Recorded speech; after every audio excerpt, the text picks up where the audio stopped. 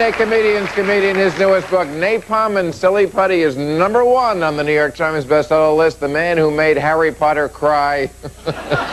George Carlin, ladies and gentlemen. There you are. Hello, Julie. Thank you. Hi, Robert. How do you do, Howard? How are you doing? Good to see you. Okay. Last week, paper front page, Bush picks industry insiders to fill environmental posts. A mining industry lobbyist is the number 2 at the Interior Department. A lobbyist for the National Cattlemen's Beef Association is the chief lawyer. The number 2 at the Environmental Protection Agency, a lobbyist for Monsanto, the chemical company now devoted to agribusiness. The chairman of the Council on Economic Equality, a lawyer who represented General Electric in its fight with the EPA over toxic waste sites. Folks, to say the fox is guarding the hen house, to say that the Nazis are running the Nuremberg trials, to say that the candy man is the dentist, the Corleone family is the head of the gambling commission here. I mean, it's obscene. Bill, back to Earth, please. At least what back we to now Earth. have, what we now have are people who are competent in the fields that they are working on. You know more.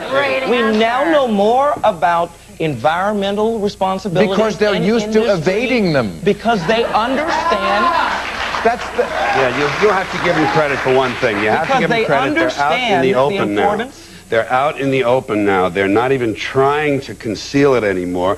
The owners of the country they got their election. They said, we're going to get this election. We put you people in that court for a reason. All right, now's back the time to pay Earth us. for you And now. Yeah, forget all that stupid, will you?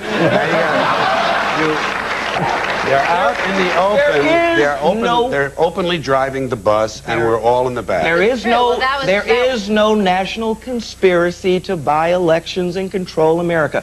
Now Talk about back to Earth.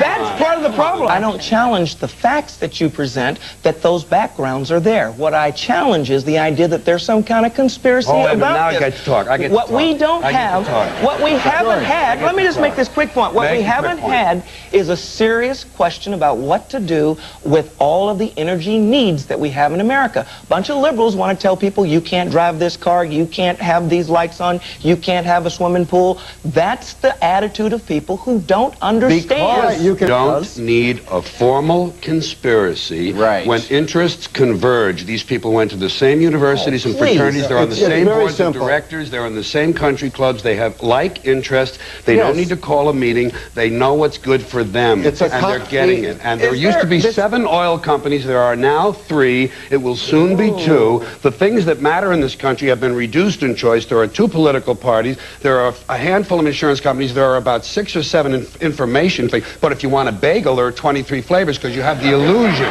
You have the illusion of choice. Right. You don't get the real important choice. There's no freedom of choice. That's a great point. Right.